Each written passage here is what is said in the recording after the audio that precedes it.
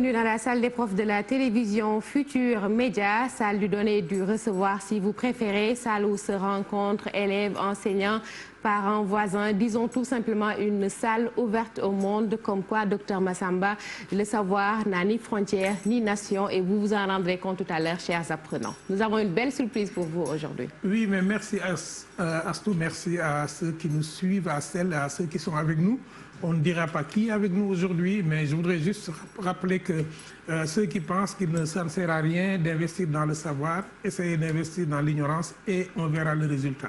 Merci de vous retrouver ici dans la salle des professeurs où des professeurs délibèrent, discutent des points de leur savoir, mais s'adressent directement à des élèves dans ce que l'UNESCO appelle l'enseignement à distance en période de crise. Nous ne reproduisons pas la classe et puisque nous ne voulons pas que les enfants viennent ici, nous ne voulons pas qu'ils aillent à l'école, nous avons décidé qu'ils restent à la maison. C'est pourquoi on ne les a pas amenés ici. Et Dr Massamba, aujourd'hui, nous pouvons dire que la diversité sera au rendez-vous et sur tous les plans. Nous aurons un peu de mathématiques, un peu de philosophie et l'inspecteur qui est déjà au tableau, inspecteur Damsek, merci d'être là. Il est déjà au tableau, il est déjà là depuis longtemps pour vous. Et cher petit, et son texte est déjà aussi au tableau, comme quoi il a pris les devants pour vous servir comme toujours. Inspecteur, bonjour, merci d'être là. Bonjour Aïssatou Mbène, c'est toujours un plaisir d'être sur ce plateau pour représenter les enfants. J'en profite pour saluer le président Abdou Karim Sarr de Pimbour qui en ce moment regroupe toute sa famille et les enfants pour suivre cette émission. Merci beaucoup. En tout cas, bon, comme peut-être disent les rappeurs, représente. C'est comme ça, Dr Massamba? C'est ça. Yes, ça. Ils auraient peut-être, les jeunes auraient dit inspecteur dans la place. In the house, inspecteur in the house. On stage. En tout cas, merci d'être là aujourd'hui encore. Nous poursuivons le cours sur les productions d'écrit. Voilà. Suite et fin, ou bien suite et pas fin. Suite et fin, et les enseignants auront toute la latitude de continuer chez eux, en fait, et dans les classes, ce qui a été proposé. Comme le rappelle toujours Dr Massamba, nous sommes en période de crise et ce qui se fait ici n'est pas obligatoirement dans les structures de la leçon, suivant le canevas et dans l'ordre prescrit tel qu'on le ferait en classe. Télé oblige, nous donnons ce qui peut être pris par les enfants et très facilement. Et aujourd'hui, chers enfants, vous pourrez, après avoir fait votre texte, avoir, on l'avait dit l'autre jour, et ce sera après ce tableau, votre feuille ou fiche de critères de réussite, où vous-même, vous pourrez évaluer ce que vous avez fait dans votre texte.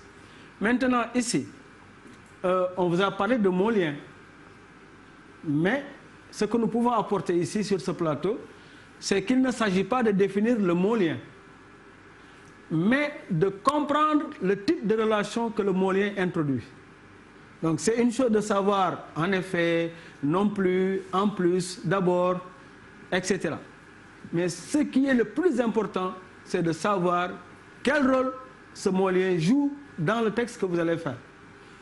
Le mot lien peut introduire une cause, un but ou une opposition. La cause, pourquoi? Parce que. Le but, l'objectif.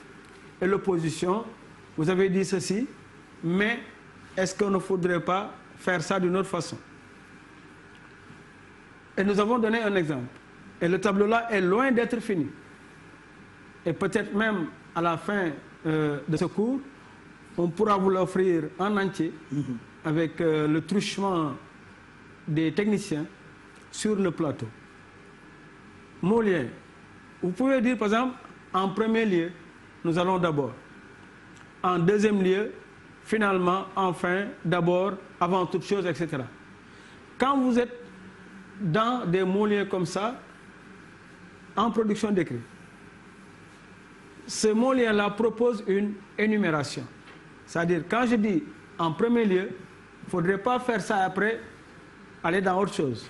Il faudrait prévoir en deuxième lieu, c'est ça. Donc vous êtes dans une énumération. Et quand vous êtes dans enfin, l'énumération est terminée. Et maintenant, comme exemple, on peut avoir, il a d'abord travaillé à Tamba, puis il est allé à Saint-Louis, finalement, il s'est retiré à Koki, ou à Koungheul. À Koungheul, chez moi. À Koungheul. Et nous saluons mon ami Ibrahima Thiam de Koungheul. Voilà donc pour mieux faire votre écrit. Pour chaque écrit, chers élèves, vous le savez, il y a une intention derrière. On écrit pourquoi? On écrit pour qui? Et souvent, peut-être, c'est parce que vous écrivez pour le maître que vous avez peur d'écrire. Mais allez-y, écrivez, lisez, imitez les écrits. Je pense qu'aujourd'hui, on ne me dira pas que tu as effacé très tôt, M. Seck. Mais vous pourrez encore revoir ça quand vous avez la connexion. Voilà. À défaut, ils peuvent bien aller sur igfm.sn ou bien carrément sur la page Facebook de la salle des profs. Effectivement. Donc, quand nous sommes dans la compréhension,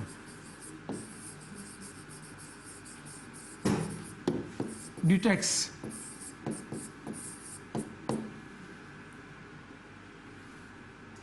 ce qu'on avait fait ou ce que vous avez fait en vocabulaire, en grammaire, en conjugaison, en orthographe,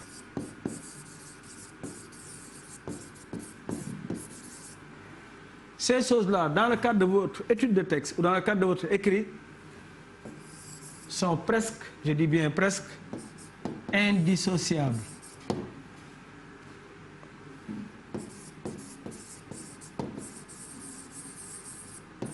C'est-à-dire qu'ils sont liés. Et c'est ce qu'il faudra retenir. Quand vous êtes dans votre production d'écrit, vous devez intégrer. C'est-à-dire, vous êtes dans une situation nouvelle, mais vous convoquez des acquis antérieurs pour résoudre une situation nouvelle. Et c'est ce qu'on appelle être intelligent. L'intelligence, c'est ce que vous êtes capable de faire quand vous ne savez pas ce qu'il faut faire. C'est que tu es capable de faire quand tu n'as pas appris comment faire la chose.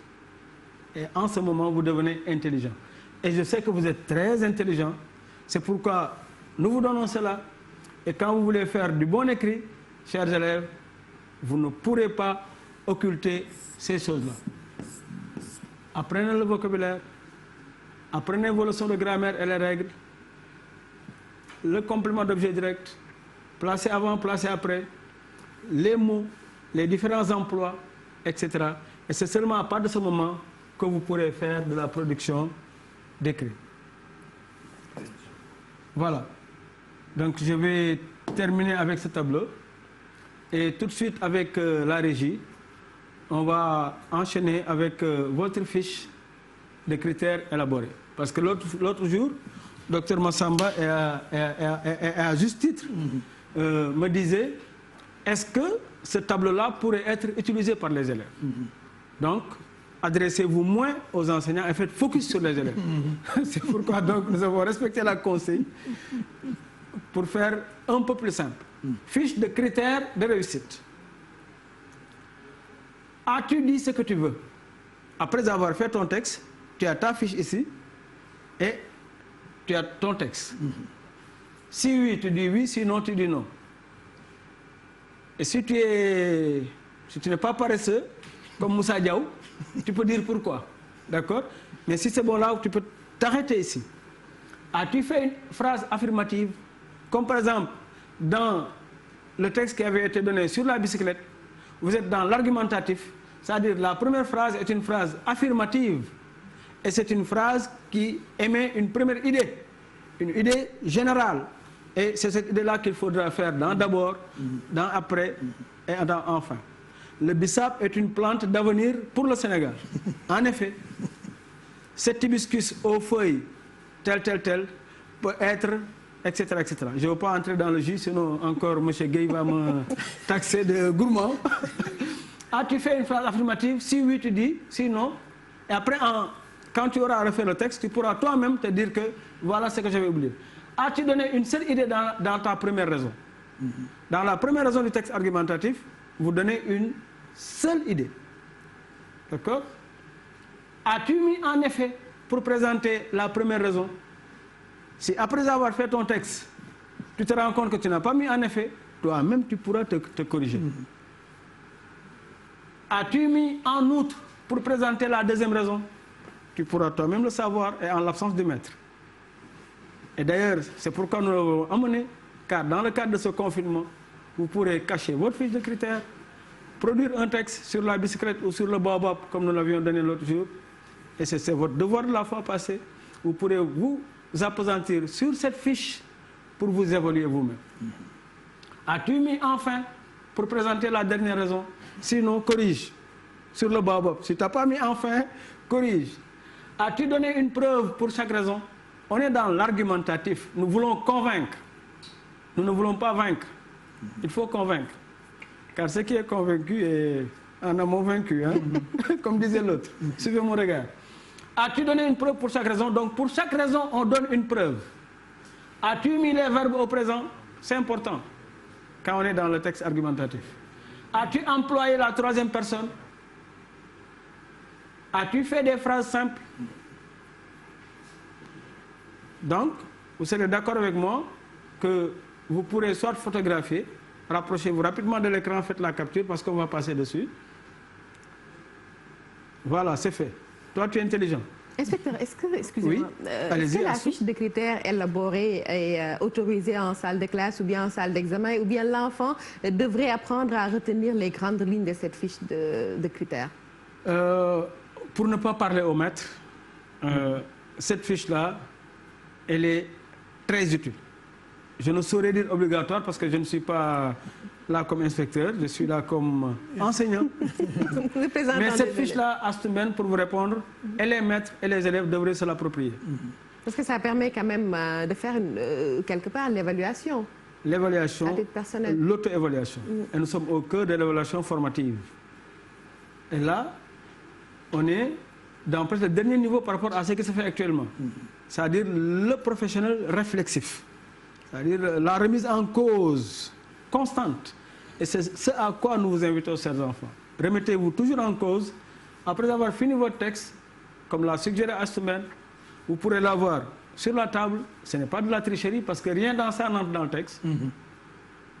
Et même si le maître dit non, parce que les méthodes peuvent différer, tout de suite après qu'on aura ramassé les cahiers de devoirs ou les feuilles de copie, sortez votre fiche de critères, regardez votre brouillon.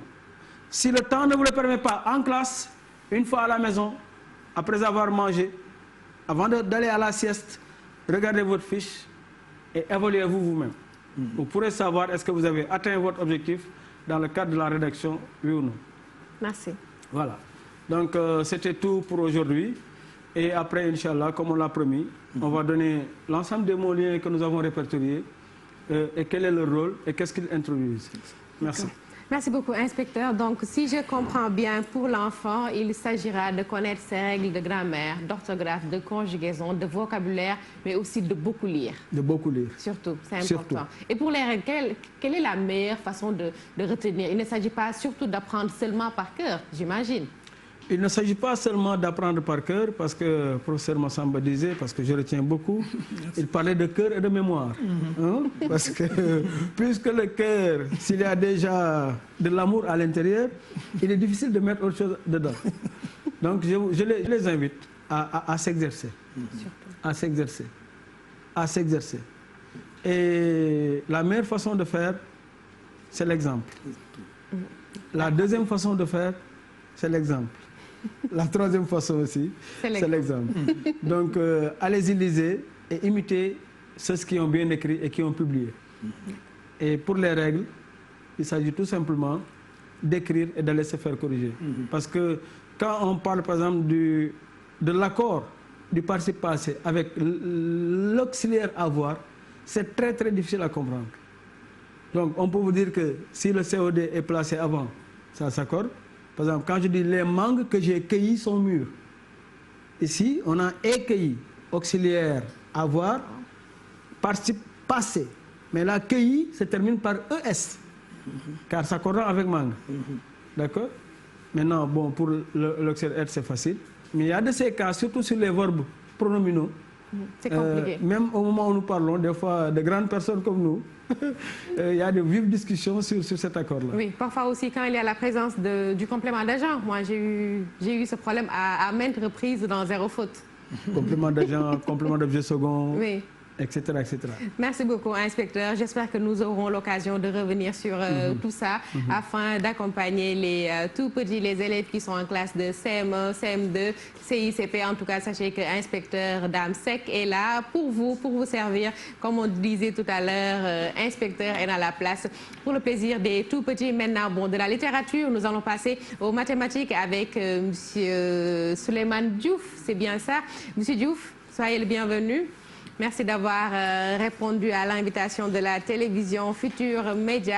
Avec vous, nous allons partager quelques cours autour des mathématiques, la bête noire de certains élèves comme Astouben. Merci, inspecteur. Merci d'être là. Plutôt, merci, professeur. Merci d'être là. Voilà, ça c'est le geste barrière, le geste qui sauve.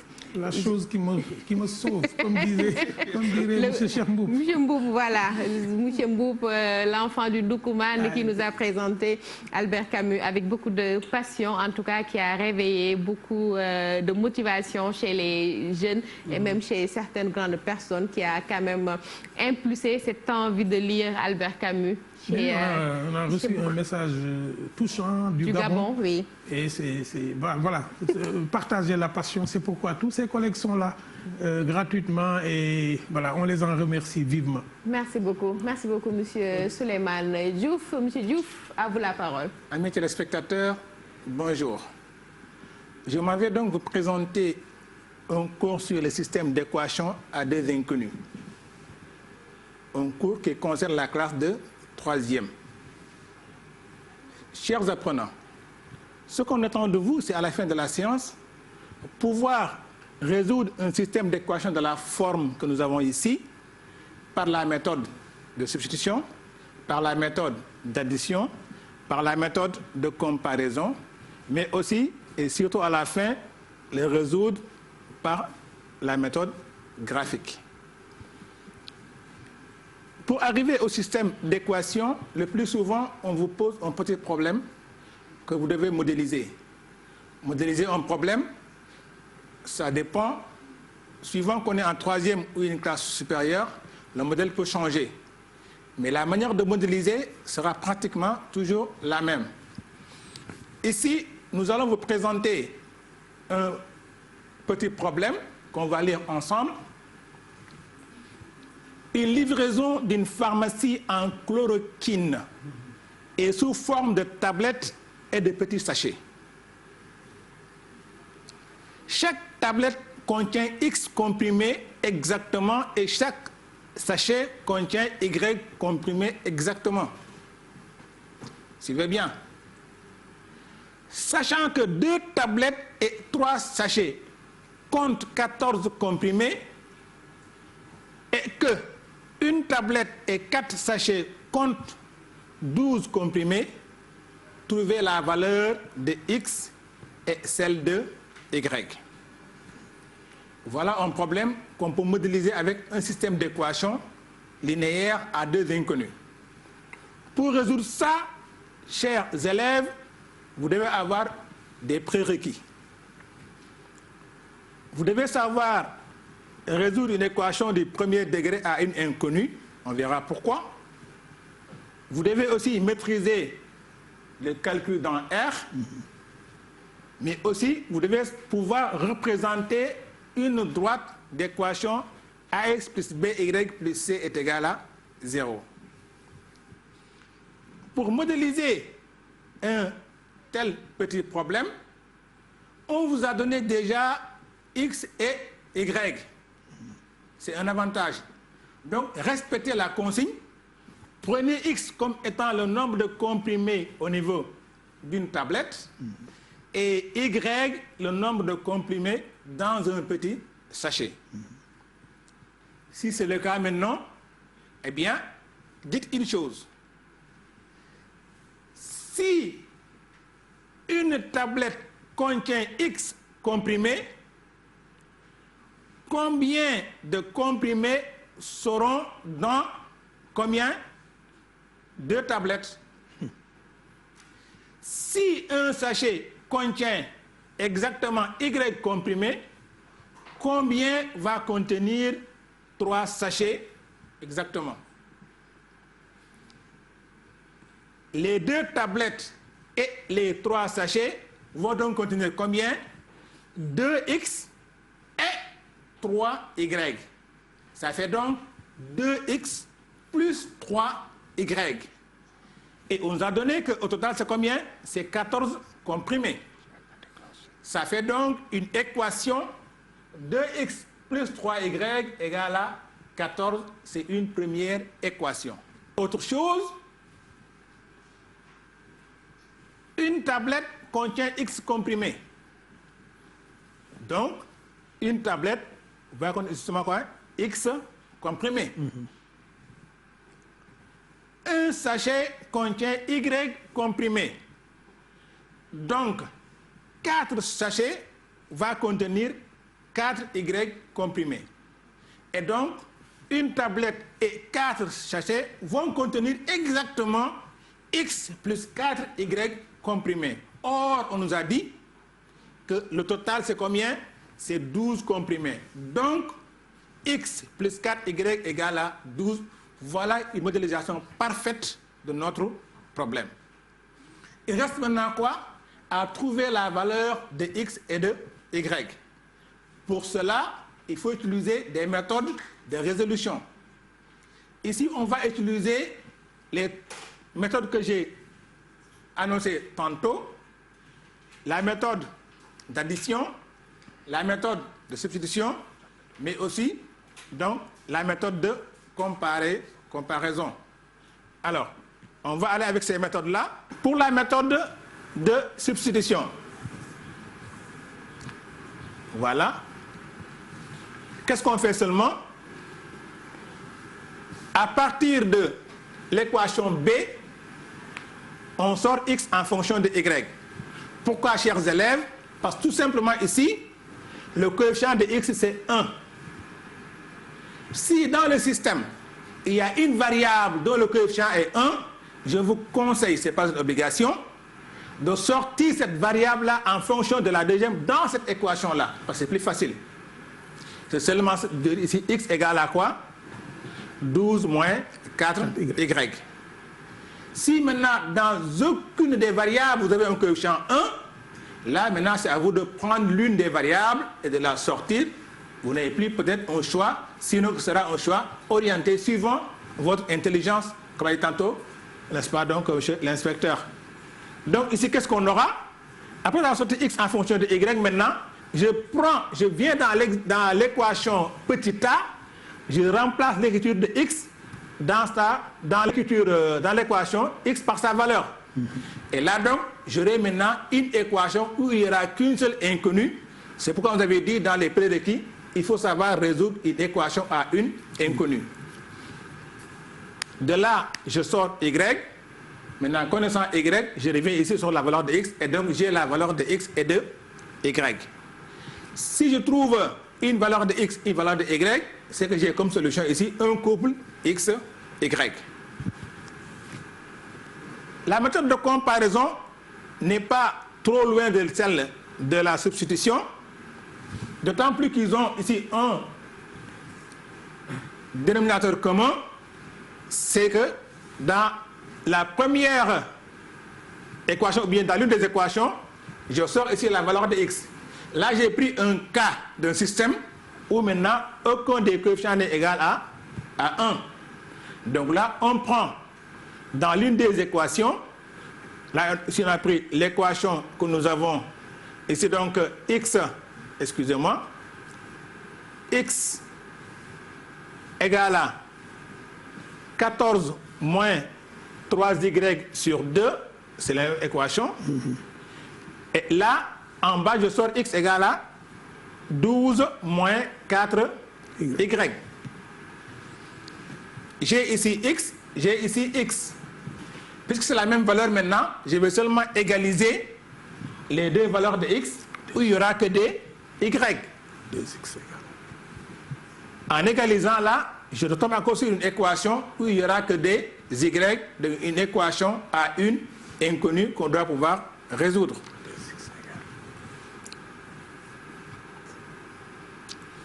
La méthode d'addition, par contre, est un peu différente de ces deux méthodes que nous avons. Puisque là, j'ai un coefficient 2, ici un coefficient 1, il est toujours bon de prendre l'équation où j'ai un coefficient 1 et de l'utiliser donc pour éliminer cette variable-là. Évidemment, s'il n'y a pas un coefficient 1, on n'a pas le choix. Il faudra aussi chercher à éliminer la variable à partir de l'addition. Additionner, c'est quoi? C'est prendre une chose plus une autre. Puisque c'est additionné, donc je dois ici multiplier x par un coefficient qui, additionné avec le 2x, va donner 0. C'est ça qui me permettra d'éliminer le x. Pour avoir ici un coefficient qui multiplié par x additionné par 2x donne 0, je prends seulement ici quoi? Moins 2 qui est l'opposé de 2. Donc, chers apprenants, ce n'est pas très compliqué. Je vais éliminer x. Je prends seulement l'opposé du coefficient de x qui est là. L'opposé de 2, c'est quoi? C'est moins 2. Je multiplie toute l'équation par moins 2. Parce que, attention, une équation ne change pas si on multiplie les deux membres par un même nombre non nul. Moins 2 n'est pas nul. Donc je peux ici multiplier toute l'équation par moins 2. J'ai ici quoi? Moins 2x moins 8y égale à moins 24. Là, maintenant, je vais additionner. J'ai ici quoi? 2x moins 2x, ça va donner 0. Il va rester seulement ici quoi? Y avec son coefficient égal à quoi?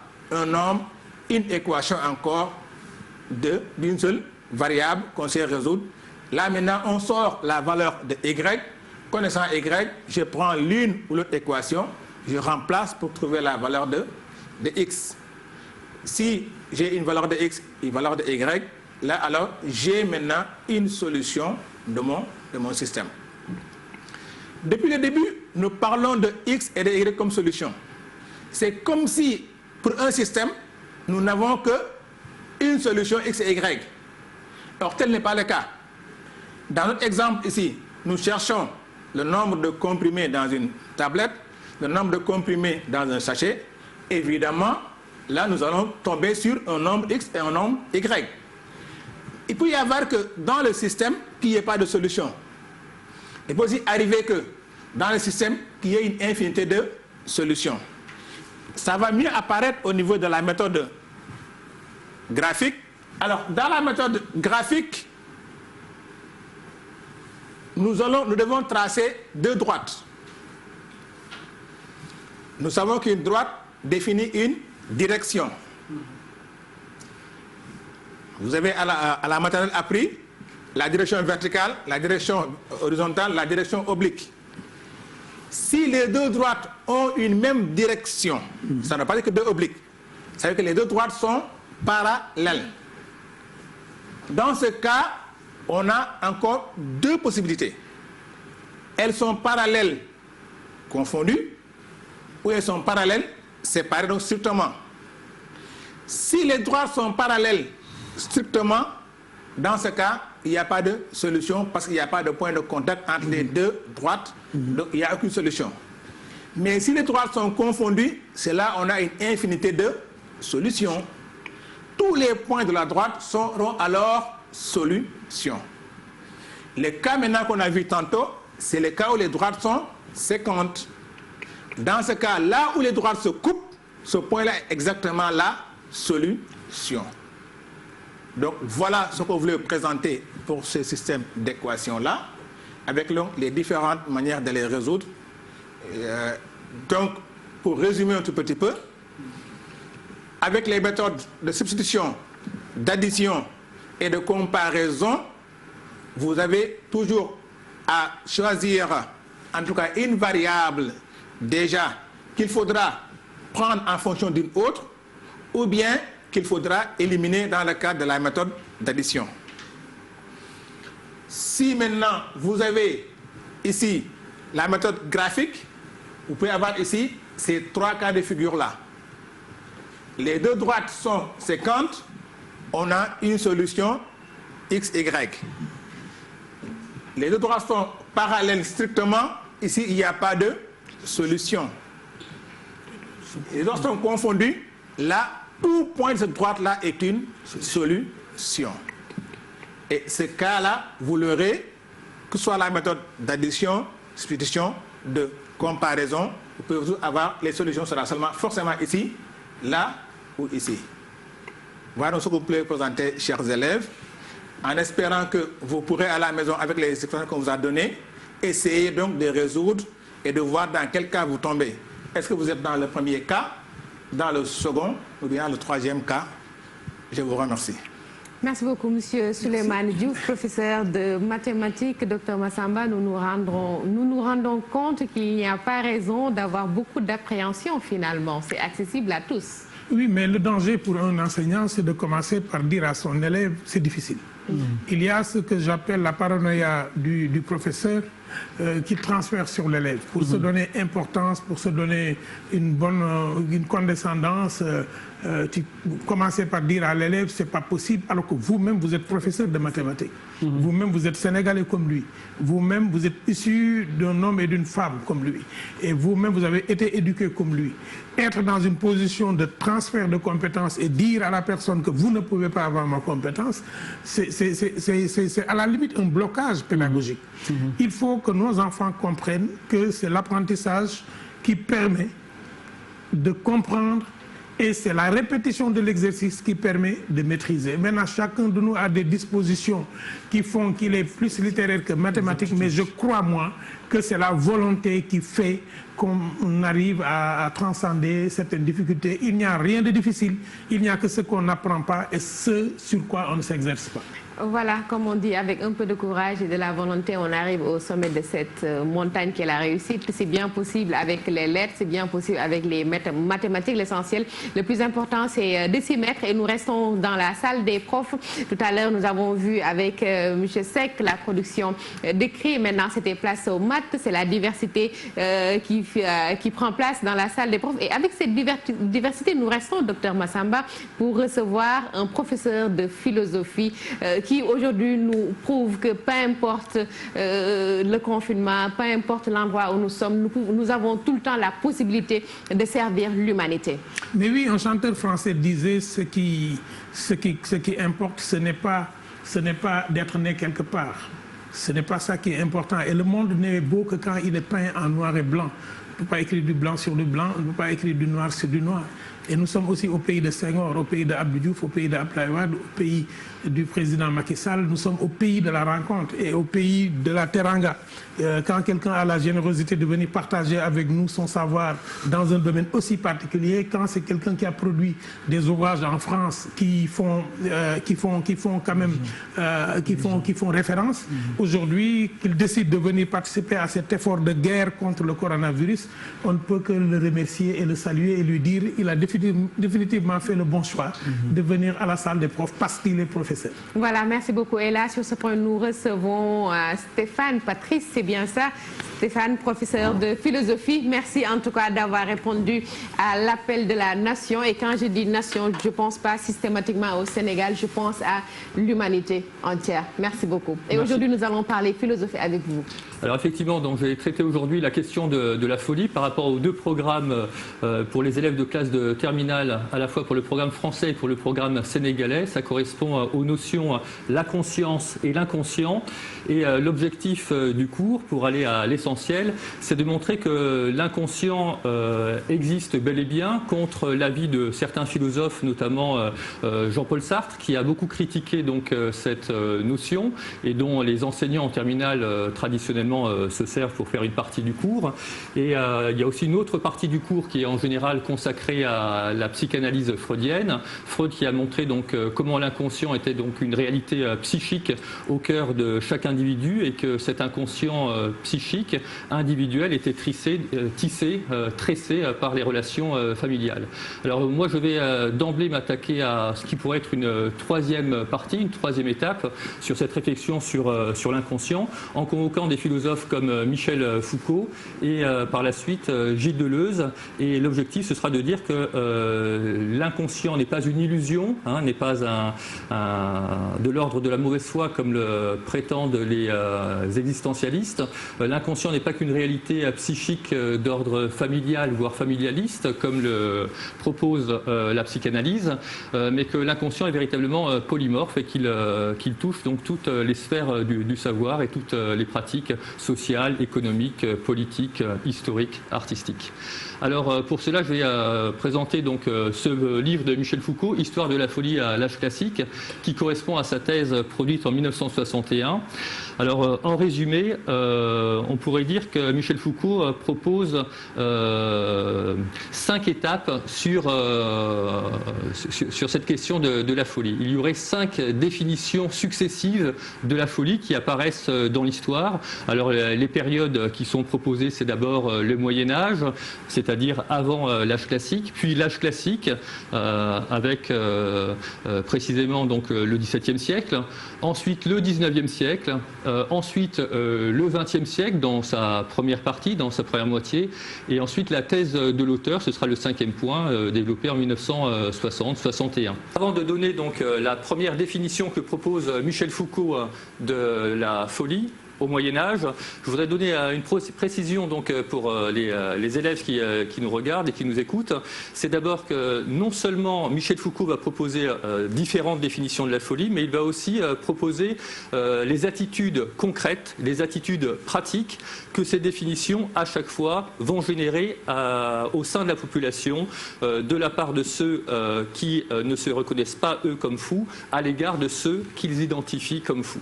Alors, première définition de la folie au Moyen-Âge. Alors, au Moyen-Âge, selon Michel Foucault, le fou, c'est celui qui pense peu. Il est défini comme celui qui pense peu, c'est l'idiot, le simple d'esprit, l'idiot du village. Donc il raisonne un peu comme nous, et en ce sens, il est socialisé. La conséquence concrète et pratique, c'est qu'il est socialisé. Donc il vit parmi nous dans la cité.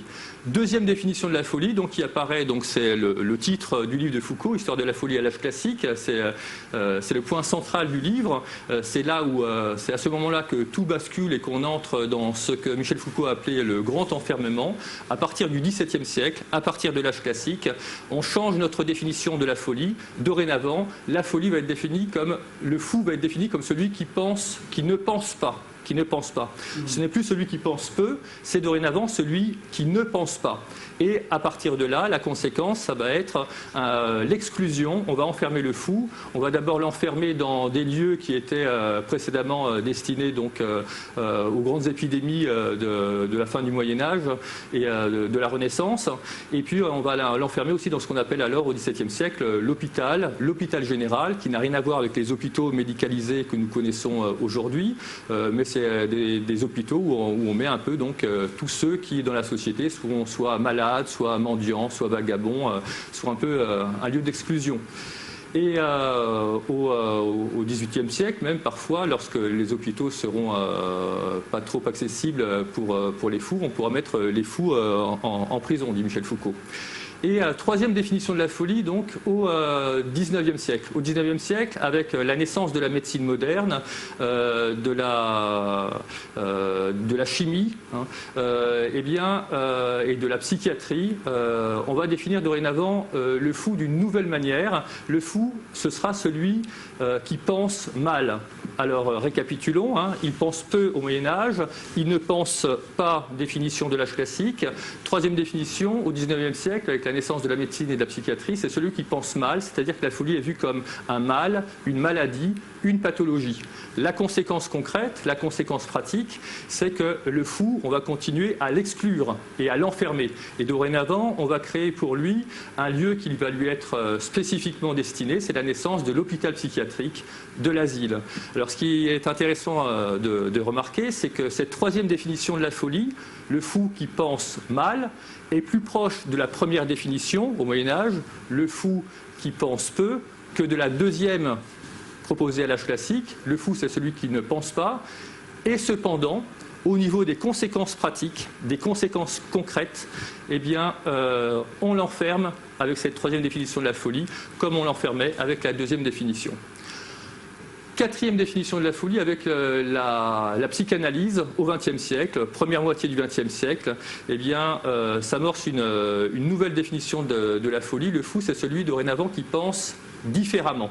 Il pense différemment et c'est vrai que l'ambition de Freud, c'était d'avoir, de tenter de resocialiser donc les fous, de soigner la maladie mentale et de faire en sorte que chacun puisse retrouver donc le chemin qui permet une nouvelle socialisation.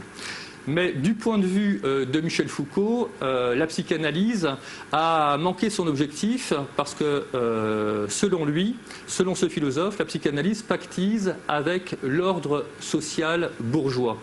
Car à trop mettre l'accent sur des causes familiales, sur des explications familialistes des maladies, des problèmes psychiques ou de la maladie mentale, eh bien, aux yeux de Michel Foucault, on évacue, on exclut, on passe sous silence, on cache, on masque des causes qui sont parfois des causes sociales, économiques, politiques et historiques.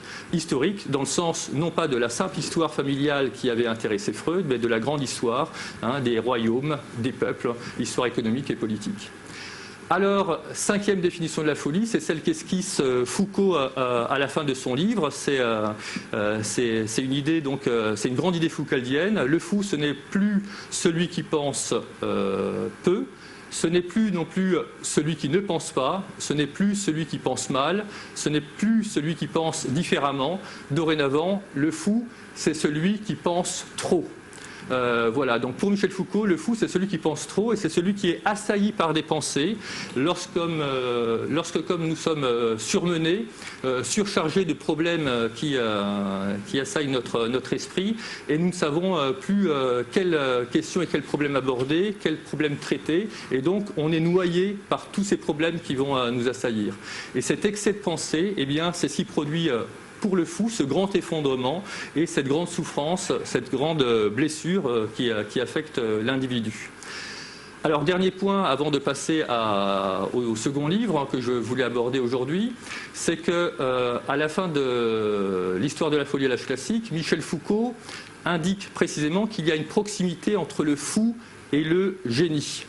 Effectivement, il y a une proximité entre le fou et le génie, selon lui, parce que tous les deux pensent beaucoup, tous les deux donc sont pleins d'idées, pleins de pensées, mais d'un côté, le fou, c'est celui qui est passif à l'égard de ses idées et de ses pensées, c'est-à-dire qu'il va les subir et qui ne va pas réussir à les porter ni à les organiser et les agencer pour produire une œuvre. C'est pour ça que Michel Foucault dit que la folie, c'est l'absence d'œuvre. Et cette formule très poétique qui advient à la fin de l'histoire de la folie à l'âge classique de Michel Foucault, elle est très poétique. La première fois que j'avais lu le livre, elle m'avait paru aussi très énigmatique. Mais en fait, c'est très simple. La folie comme absence d'œuvre, c'est justement ce désœuvrement, c'est l'impossibilité d'agir, d'être dans la vie quotidienne, dans la vie concrète, dans les relations sociales avec les autres.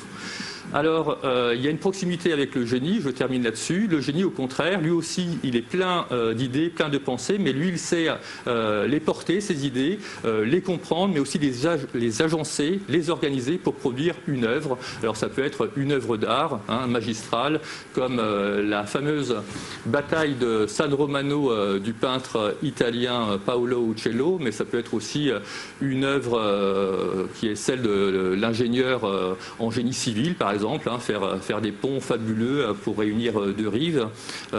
Donc c'est aussi ça, donc le génie.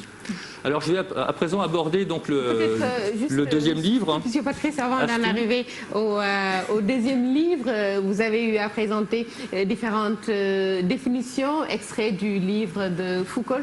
Est-ce que quelque part, il n'y a pas cette notion d'exclusion qui revient pratiquement dans toutes les définitions? Alors tout à fait. C'est le dénominateur commun de toutes les définitions finalement. Exactement. Exactement. Alors, sauf la première définition, au Moyen-Âge, le fou, il est socialisé parce que justement, on considère que c'est celui qui pense peu.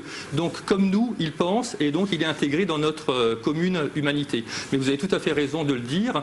À partir du XVIIe siècle, et c'est tout l'enjeu du titre du livre de Michel Foucault, Histoire de la folie à l'âge classique, eh bien, à partir du XVIIe siècle se produit ce qu'il appelle le grand enfermement. Et donc, on va exclure, enfermer systématiquement. Et la deuxième définition conduit à l'enfermement. La troisième définition conduit aussi à l'enfermement. Et la quatrième définition, psychanalytique, eh bien, elle conduit aussi à l'enfermement, selon Michel Foucault. Et alors, échappe à cet enfermement, peut-être, l'idée que propose à la fin de son livre Michel Foucault, le fou comme celui qui pense trop. Donc il y a une certaine ouverture sur le monde. Voilà, complètement. Et c'est ce qu'on va voir avec le livre qui va suivre. Allez-y. La transition est toute trouvée, je pense. Merci Astou. Merci. Alors le second livre, c'est justement le livre de Gilles Deleuze. Alors on a mis la photo de Gilles Deleuze, mais il l'a en fait coécrit. C'est un livre qui est écrit à deux avec le psychanalyste Félix Guattari. Donc ce grand philosophe aussi qui succède à Michel Foucault, il produit ce livre avec Guattari et ce livre est publié en 1972, donc une dizaine d'années après le livre de Michel Foucault. L'Anti-Oedipe a pour sous-titre Capitalisme et schizophrénie. Peut-être quelque part inspiré de Foucault? Alors complètement. Alors merci. Donc on va faire le résumé en quelque sorte à deux, Astou. Vous avez tout à fait. Non, je vous en laisse le soin. Vous avez tout à fait raison, effectivement. Je suis pas philosophe. Mais en tout cas, vous êtes très intuitive et c'est parfait. On peut dire effectivement, pour aller donc dans votre sens, Astou, que l'Anti-Oedipe commence là où s'achève le livre de Michel Foucault. C'est-à-dire Gilles Deleuze et Félix Guattari vont reprendre à leur compte cette belle idée de Michel Foucault qui considère à dire que le fou, c'est celui qui pense trop. Et ils partent de là en quelque sorte et ils vont développer, déplier cette idée dans l'ensemble de leurs livres, alors que chez Foucault, c'était simplement une idée qui n'était pas développée, qui était présentée à la toute fin de l'ouvrage. Alors c'est effectivement, vous avez raison, l'enjeu du livre de Deleuze et Guattari. Alors pour dire les choses simplement, et pour appuyer donc votre remarque, Astou, effectivement, avec le sous-titre « Capitalisme et schizophrénie », c'est une manière de dire que la folie, ce n'est pas nécessairement la folie de l'homme, c'est-à-dire la folie d'un homme, une folie individualisée, comme on tend trop souvent à le faire donc, dans le monde libéral qui est le nôtre, avec la montée en puissance de l'individualisme. Donc on individualise les problèmes et ça évite de voir donc la complexité donc du problème et cet art, comme l'avait dit notre inspecteur au début de l'émission, de faire donc tous les liens pour comprendre la complexité, soit d'un discours, d'un texte ou du monde lui-même. Alors capitalisme et schizophrénie, c'est une manière de dire que la folie, c'est aussi la folie du monde, avant d'être la folie d'un homme et d'un individu. C'est aussi la folie d'un système, c'est aussi la folie donc d'un certain type d'organisation économique. C'est aussi ce que sous-entend donc le sous-titre de l'Anti-Oedipe, capitalisme et schizophrénie. Bon, alors là, on n'a pas le temps d'entrer dans la question de ce qu'est le capitalisme. Je voudrais poser juste une question par rapport à ce que nous vivons en ce moment. Est-ce que l'expression d'une défiance face au service d'ordre ou l'expression d'une défiance face aux gestes barrières peut être considérée comme l'expression d'une folie ou le désir de pouvoir? Ah oui, non, là c'est sans doute pas l'expression donc d'une folie. Donc ces actes d'insoumission, il faut sûrement pas donc les cautionner. Au contraire, donc là on a tous à agir donc collectivement pour lutter contre cette pandémie, pour préserver donc nos proches, nous-mêmes et l'humanité et la société dans laquelle nous trouvons. Alors, je reviens donc à ce livre pour Gilles Deleuze et Félix Guattari. Alors, je ne vais pas évoquer la question de la schizophrénie, je vais évoquer donc une autre pathologie qu'ils évoquent dès le début de leur livre, c'est la question de l'autisme. Ce sera plus simple que de prendre la schizophrénie. Alors, ils prennent l'autisme d'abord en tant que mot, en tant que nom. Et l'autisme est formé à partir donc de auto, c'est-à-dire soi-même, avec le suffixe isme qui est censé indiquer un excès. Et ils indiquent qu'on a souvent considéré que l'autiste c'était celui qui était excessivement lui-même. Et du coup, on peut dire que l'autiste, ça peut être aussi l'emblème de la folie en général. La manière populaire de voir la folie, c'est de considérer que le fou, il est coupé du monde, dans son monde, dans sa bulle, à l'écart des autres. Et donc le mot autisme vient appuyer ce préjugé qui considérait la pathologie mentale comme une coupure, une frontière entre l'individu et le monde. Alors que pour Deleuze, c'est tout le contraire qui est vrai. La folie d'une part et l'autisme d'autre part, eh bien, sont à l'inverse de cette représentation populaire, sont au contraire une hypersensibilité et une hyperprésence au monde. Il y a une question rhétorique que pose Deleuze, c'est comment peut-on s'autoriser à qualifier d'autistes des individus qui sont proches du réel à un point insupportable. Et justement, donc, cette sorte de carapace qu'on peut voir donc, chez les autistes ou chez les fous, cette apparente insensibilité, hein, lorsque nous avons nous-mêmes un parent, un enfant autiste, on a parfois du mal à entrer en contact avec eux, on croit qu'ils sont blindés et carapacés, eh bien c'est souvent la manifestation, c'est le point de vue de Deleuze et de Guattari, d'une hypersensibilité, d'une hyperfragilité. C'est-à-dire que le fou, en ce sens, il est écorché vif, il est à fleur de peau, et tous les maux du monde, MAUX, viennent l'affecter, le blesser, le violenter, le contaminer. Donc la folie, c'est jamais une question individuelle, en quelque sorte, hein, c'est toujours une question sociale, une question politique et une question qui touche le monde lui-même. C'est une forme de protection. Alors c'est une protection par défaut, alors qui ne protège... Accepter entre guillemets de vivre en marge de la société pour se protéger de la société peut-être. Tout à fait, exactement. Ah, oui. Je crois que ça conclurait très bien donc, sur ces deux livres. Je pourrais poursuivre encore, hein, mais le temps nous est compté, je crois. Donc, mais en tout cas, voilà, c'est une forme de protection à ce tout, même si cette protection ne protège pas tant que ça, puisque la folie, malgré tout, c'est une souffrance.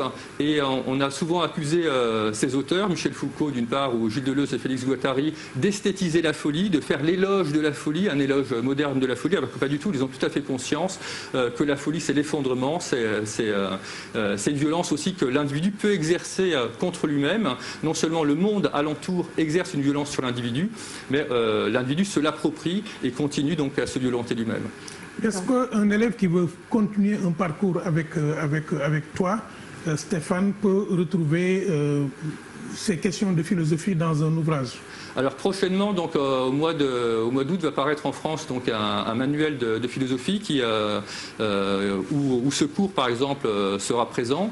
Et c'est un livre qui aura pour titre Éclat de philosophie, éclat au pluriel, philosophie au pluriel. Et c'est un livre qui est publié par les éditions Grand Vaux en France, donc à paraître en août prochain, et qui correspond aux 17 notions du nouveau programme voulu par le ministre français de l'Éducation nationale, Jean-Michel Blanquer. Donc 17 notions que je vais traiter en 12 chapitres sous forme de dissertation. Merci. Et alors, il faut préciser que le programme français, celui de cette année comme celui qui rentre en application l'année prochaine, est assez proche du programme sénégalais. Hein, il y a beaucoup de notions en commun et bon, les intitulés des notions à traiter changent sensiblement, mais fondamentalement, ça revient largement au même. Finalement. Merci. Merci beaucoup. En tout cas, merci beaucoup Stéphane Patrice. Je rappelle que vous êtes professeur de philosophie, mais aussi essayiste. Et il y a un livre à paraître, donc chers apprenants, bientôt ils auront la possibilité d'enrichir leur bibliothèque personnelle avec ce nouveau livre de monsieur Stéphane Patrice. En tout cas, merci beaucoup. Et docteur Massamba, je suis tentée de dire vive la diversité. Oui, vive la diversité. Moi, j'ai mon petit lexique de philosophie qui est mon livre de chevet et je recommande aux élèves d'aller visiter les notions, d'avoir déjà les notions et d'aller sur les divergences des notions, la polysomie des notions. En philosophie, il n'y a pas de vérité, il n'y a que des recherches de vérité. Et je voudrais quand même profiter aussi pour dire merci à tous les parents du fond du cœur, merci aux 5 continents du monde qui nous envoient des messages pour nous encourager. N'hésitez pas, chers collègues, à nous faire vos remarques qui nous permettront d'avancer le temps de ce confinement. Merci beaucoup, le temps de ce confinement. En tout cas, sachez, chers apprenants, que nous serons toujours là pour vous. Combien de temps il va durer ce confinement? Dieu seul le sait, mais en tout cas, sachez que nous serons là pour vous accompagner. Nous ferons de notre mieux pour être là avec vous au quotidien et aussi rassurer les parents. En tout cas, merci à tous ces enseignants qui ont de la générosité, qui ont tenu à nous accompagner et qui sont là au quotidien, qui seront là peut-être dans la salle des profs, bien dans l'antichambre de la salle des profs. En tout cas, ils sont là. Mille merci à vous, mille merci chers apprenants, aussi mille merci aux parents, sans oublier l'équipe technique et l'équipe de production qui nous accompagne. Car sachez que vous voyez le plateau, mais derrière, il y a énormément de monde, un monde immense qui fait énormément d'efforts pour nous, qui nous soutient tout le temps, qui est là aussi, qui nous accompagne. En tout cas, mille merci. sachez que c'est toujours un plaisir pour nous de vous servir. Inch'Allah, ensemble, nous y arriverons, je vous le promets, chers apprenants. Inch'Allah. Merci bien.